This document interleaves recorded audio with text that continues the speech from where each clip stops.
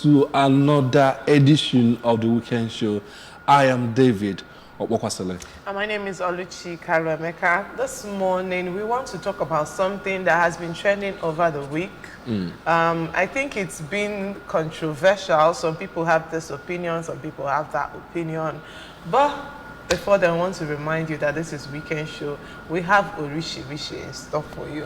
Yes, before it became hot, the governor of Anambra State had gone to Lagos to have an interactive session, a town hall meeting with Indian Anambra and Lagos, telling them why it is important to invest in Anambra. And that is what we want to look at this morning. Why is it important? Why is Anambra the destination? The governor of Anambra State, Governor Chukwuma Soludo, continues to talk about that he wants Anambra not to be a departure lounge, but a destination. So that is what we want to discuss on the program this morning. You know, whatever your opinion is of the country right now, it will pay us all if we put our hands together and work towards the goods of the country. And whatever your opinion is about the government, there is a way to go about it. Now, if you see a good thing, there is the need for you to acknowledge it. Let us acknowledge that this administration came with fire and the fire is being sustained. Now, these are some of the reasons why all of us, both home and in diaspora, should bring our hands together. Put it, because there is an Igbo saying that onye kpo obaya bokoro. You know what happens. All right, so to do justice to our topic today, we have somebody who is not a new person to you, but his analysis and teachers, I like to use the word teachers, are always top-notch when it comes to topics like this. He's also a communication expert. He knows what it means to package and build a brand. So we have Chief Jude Emecheta. Good morning and welcome to the studio. Thank you. Good morning and welcome viewers. Thank you. All right. All right, so we're looking at investing in Anambra. You get, some people are of the argument that before you can say invest in a state, invest in a community, invest in a country, you have to turn it into paradise. While some people are of the opinion that, see, if you appreciate the one that is already on ground and you come and put your hands together, we can turn it into paradise. So now I would like to ask, with the level of financial insecurity and everything going on in the country, there is this Japa syndrome. Everybody seems to be leaving what they have to go for greener pasture somewhere else. So why do you think people should still think home when it's obvious that the disease now is everybody's thinking outside? So I'd like to know, why do you think that when it comes to Anambra State and all the governments of Anambra State, talking about the previous and the current, they are preaching, come and invest in Anambra, come and invest in Anambra. At a time, even now, the current government is still preaching, come back home and invest. At a time when people are thinking of Japa, he is trying to draw people back home. Why? Good morning, viewers, once again. Let me tell you the story of Igbo man. The Igbo man is a commerce person. They know us as buy and sell. And this thing has influenced us so much. I usually hear Igbo man loves money. Igbo man loves money.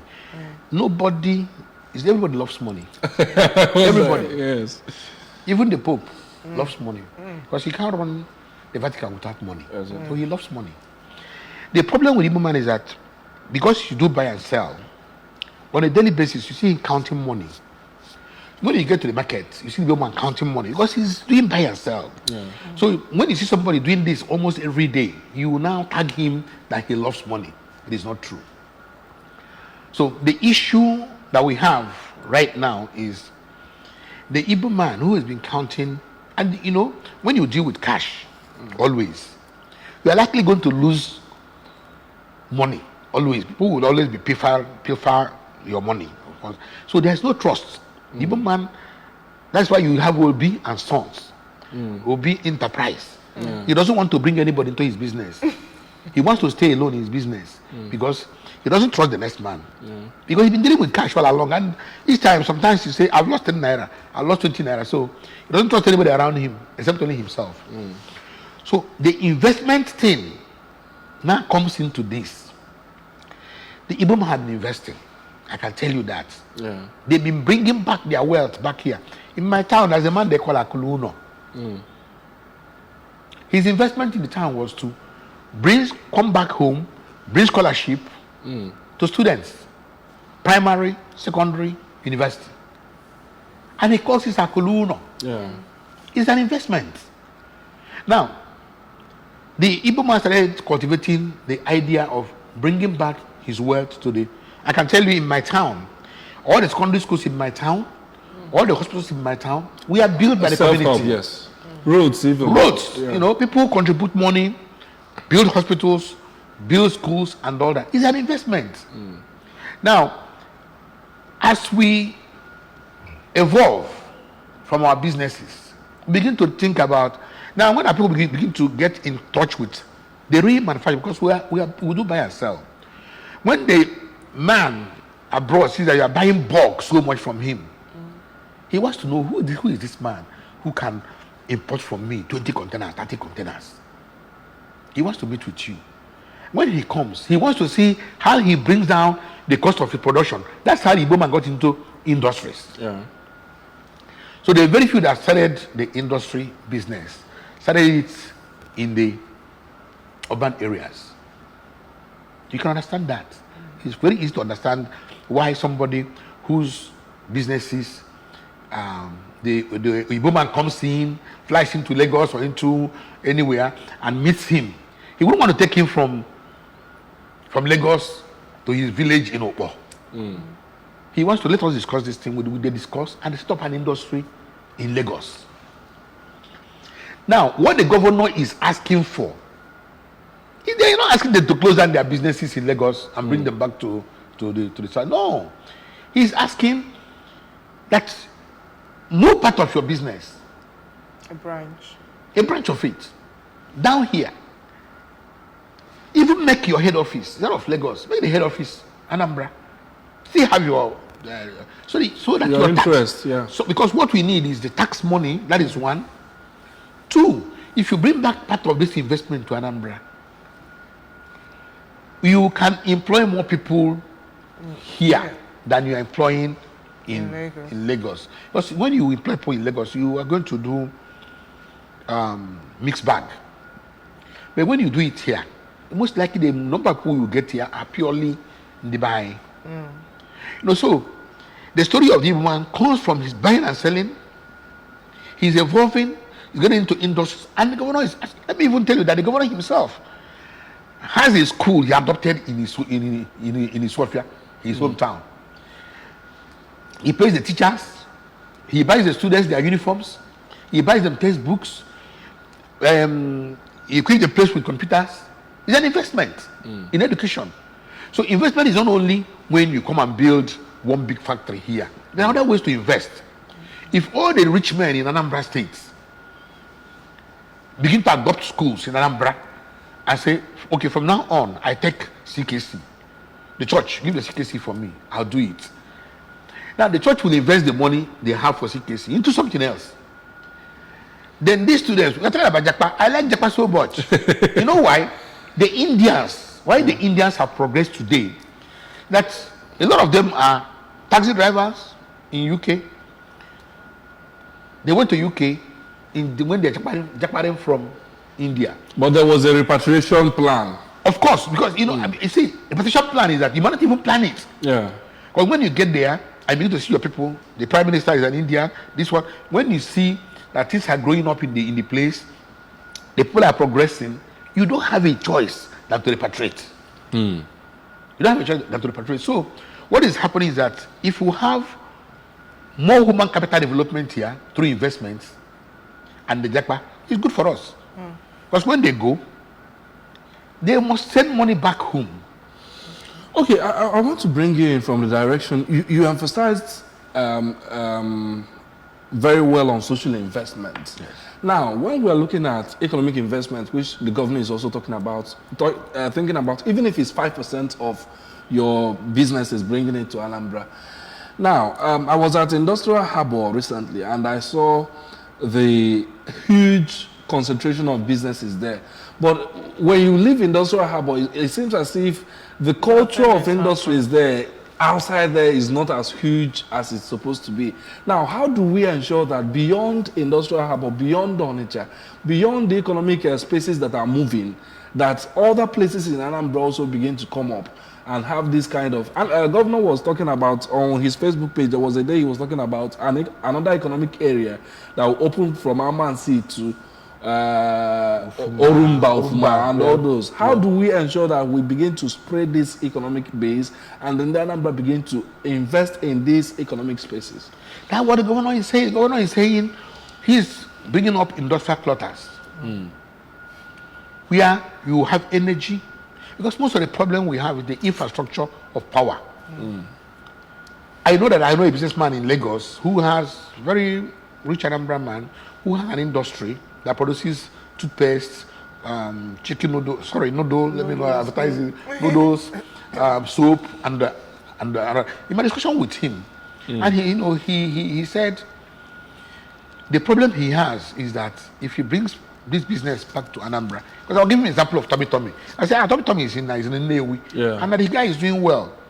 He said, if he moves, because he runs diesel in Lagos at that time. I don't know whether he connected to gas now, but he runs diesel in Lagos. So the issue is, if you are running diesel in Lagos, and you're running diesel in Anambra, The price. the cost of your production will still go up. The cost of total production will still go up. So the governor is trying to open up industrial clusters in Anambra State. When he starts with the first one, you have about 10,000 square hectares of land where they open up. So they plan, when the governor talked about 24-hour MOU with EEDC, they're part of the plans that he has, that if you bring back these businesses here, because if you bring EEDC to give us 24 hours, it's not me and you that live in one room and two bedroom flats that will pay for that light. The businesses, those industrial cluster, when they bring in this power, they will pay for it and they will use it to move on with what they are doing. So governor is opening up places for industrial cluster. And I can tell you, in the Anambra, if you like, carry your propaganda to anywhere, you can't stop them from coming home. They come home. So the story about this or that, they are part of it. Anambra man goes home. He goes home. He goes home. So the only thing that I'm happy about is Anambra man, they are now moving away from just buying and selling into industries, manufacturing, and all that. And they as they are going into that, that initial distrust for Obi and Sons Limited, Obi and Sons, and Onyeka Enterprises is going away. Now people can now open up their businesses to other people to come in. So that's the beauty of the Igbo man's involvement in business. Now, I want to also add more questions to the one. As someone who is into branding, you know what it means to build corporate images. If you are to advise someone who is thinking, maybe you're seeing this year and thinking, if I'm to invest in Anambra, which sector should I move into? The governor talked about solar power. He talked about gas-powered electricity that people can come and invest. Beyond those, as a person, as an analyst, what do you think someone who is watching this show and feel like, where can I invest in Anambra? Where can be profitable in the next 10 years? If I invest so amount of money in Anambra, where would that person be thinking of? First of all, Anambra State is known as a wholesale state. My experience in the branding in Anambra State, we found out that corporate bodies, corporate manufacturers, bring their products here for wholesale. People come and move them away from here to other places. So if you are somebody who wants to go into manufacturing, my advice will be look for fast-moving consumer products. Okay. The FMCG. Move into that. Because these are like today in Oka, if you open a bread factory, it will sell. Because on a daily basis, people, these are the fast-moving products we can do. Governor is looking at solar, gas. Those are the ones that you need to bring in foreign investors to help you, because they're not cheap things to do. Yeah. Okay, so if you bring foreign investors, that means we are going to not only service Anambra, because if you have a gas-powered system area, industrial cluster, the governor opens an industrial cluster and you bring a gas-powered system there, it will sell. What's happening in Lagos today, Ikeja, Ogun, is gas. Okay. Most of the industries there are run on gas. So if you do it, you will make so much money also. But as a person, if I want to advise any Igbo man who wants to come into Anambra to invest, come and build your industry. Give us made in Anambra soup. Give us made in Anambra Indomie. Give us those fast-moving products that on a daily basis people consume. Because that's part of our life. That's what here is. Then you can also move them from here to other places around, because that's what people eat on a daily basis. Okay? Yeah. That's basically what I would advise any person who wants to build an industry in Anambra State Command. Even pure water, table water. This question you answered now is not the people hire consultants. You give it for free. Okay, but we've been talking about bringing back your investments home. I'd like to know the plan of this government, or what the government is doing in ensuring that the people around are not left behind. It's something to say, my child, you have something outside, bring it back home. What? When you're talking to, like the story of the prodigal son, and he said, come back home. And the one at home said, what about me? Exactly, what about me? That's very important. So my question is, what is the plan of this administration in ensuring that the people at home are not left with their fingers crossed waiting for the people outside to come back? Is there a plan to actually grow local industry, like ones in existence employment? No, not the ones. I'm not talking about the ones in existence. I'm talking about the fact that if you come to Anambra State, we have a lot of potential factory owners, potential manufacturers, people who maybe because of lack of skill or lack of opportunity have not really gone into this. I have heard about the 1U2 skills you get, but I want to know, what are the plans? I might have heard about it. What about the next person? Have they heard about it? So I want to hear it from you. What is the plan of this government to breed more manufacturers, breed more people from Anambra State that will invest from within and also take it outside? Now, let me start by saying, I'm not a government spokesperson. Okay.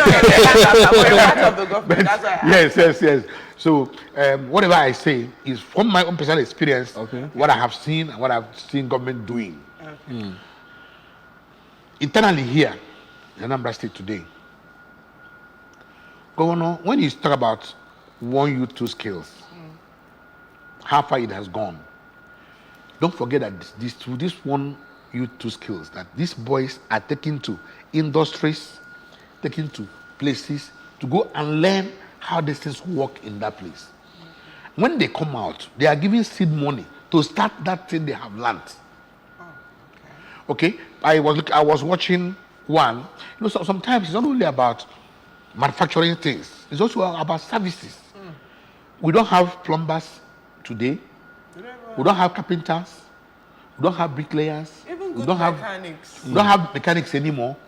Because if you come to a mechanic workshop, you carry a Rolls Royce and come. They say, I will know, start it, or start it. You've never seen a motor before. He doesn't know how the motor works. You start it. Oh, okay, I know. Okay, you can go after and come back. You don't begin to experiment with your car. When you come back, they'll give you back some nuts and screws. Say, this is the extra. So the problem is not only about bringing big industries. You also get people to service those industries when they come. Okay, so this 1U2 skills thing is helping us. I saw one guy who went to do some welding. He's a graduate. Now he will do it with some pride because he has equipment. He has things to do. In fact, if you see him dressed up, you understand that he has all, yes, there's a difference between him and the other welder. And if you make him to be proud of what he's doing, and once you look at Innocent has his vehicles around in Anambra State. And I drove one. And we found out that for you to repair it, you have to take it back to Newi to go and repair.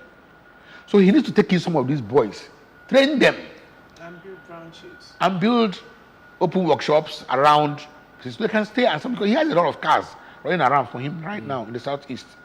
So if he does that, it will help.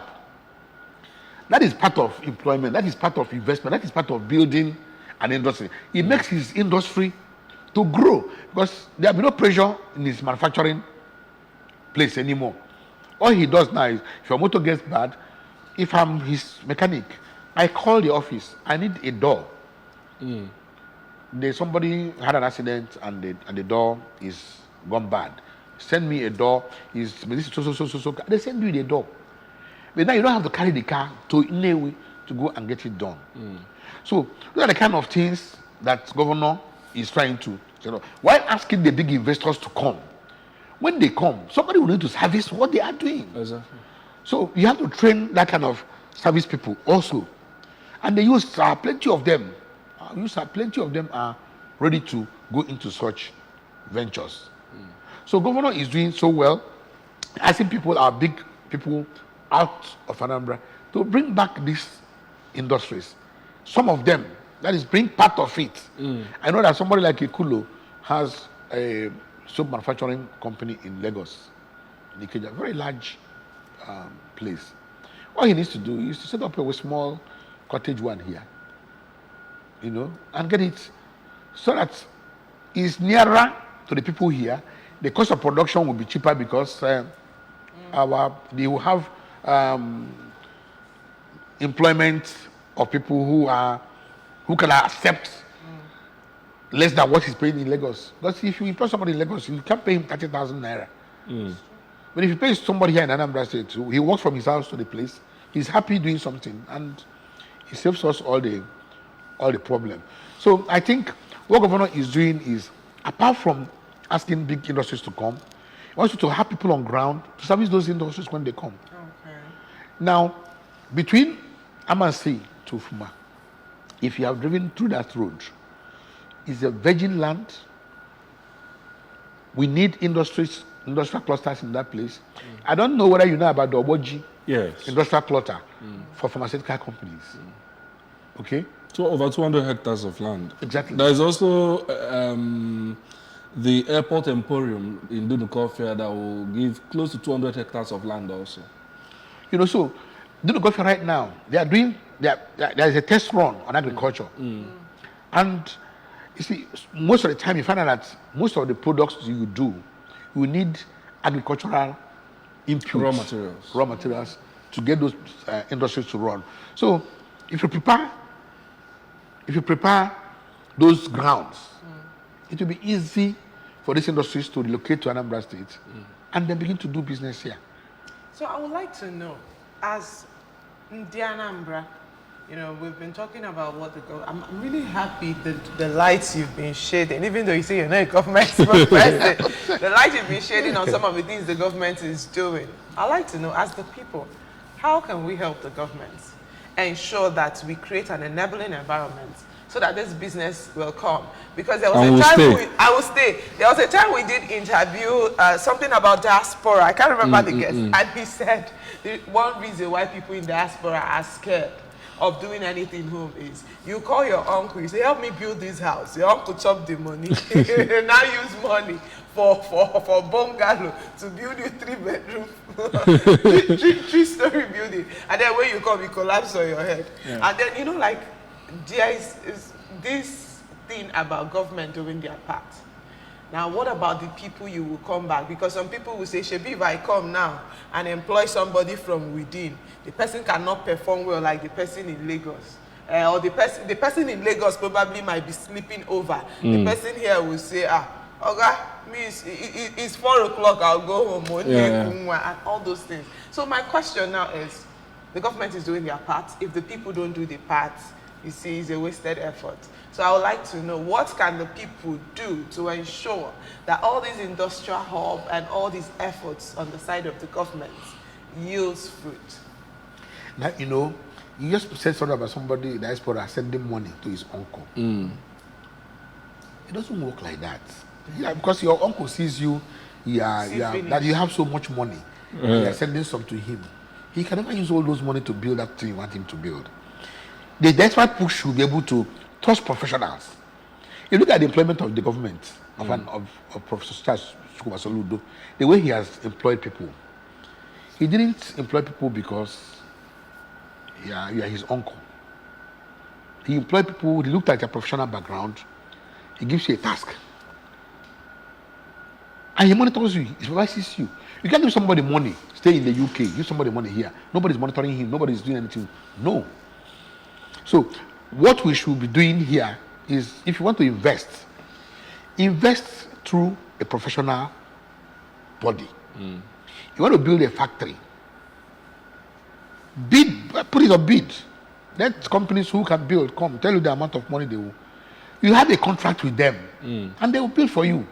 You want to build a house, get a building contractor, a building engineer, and a civil engineer, and a civil engineering company. Go into contract with them, tell them to build for you, and they build for you. They can't take your money away because they know that if they build well, their business will grow. Other people will call them to come and do such business. So those of us who are here, what will help government to do? One of all, let us protect government investments, first of all. Don't say this is a government and you let it go. No. Everything that you see that is government is us. Is us. We'll protect them first. Then also help government, give information. Give information, because people who remove government electric poles and you see them, you should be able to call people who are involved to go and arrest the man and sort the things out. So we have a duty ourselves back here to help government and to help people who are abroad to have confidence in what government is doing in this place. Thank you very much. It's been a nice one with you here on the program, Chief Jude Emecheta. Thank you for joining us on the program this morning. Thank you very much. And my last word would be, if you feel that when you go on air in your duty post or wherever you are, that playing opposition will help, it won't help. I tell you the truth, it won't help. There is a way to go about everything. Sometimes the things we at home say has a way of impacting on the view and the visions of the people outside home. Because Igbo people say, no, okay, no. Guanke no ni zi ebe azode. So sometimes when you're at home, try to sell the market of the government. That way, when the investment comes back at home, we all reap it together. All right, let's take you over now to our Breakfast News studio for Breakfast News at 8. Thank you very much. Thank you so much. Thank you. That was